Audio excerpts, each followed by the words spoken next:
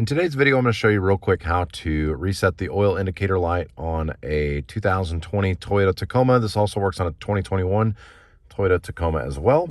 What you're going to do is you're going to start up the vehicle.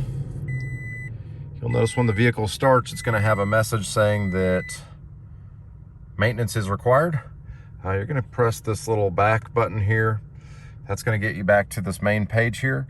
Using the left and right arrows here, you're going to scroll over to the little gear looking one. You're going to go to settings.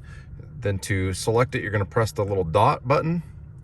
And then you're going to go up and down through this menu until you get to maintenance reset. Press the little dot button again. It's going to ask you if you want to reset the maintenance reminder. You're going to press the dot again. Now the maintenance reset is complete. That's all there is to it. Pretty simple process for the Toyota Tacoma.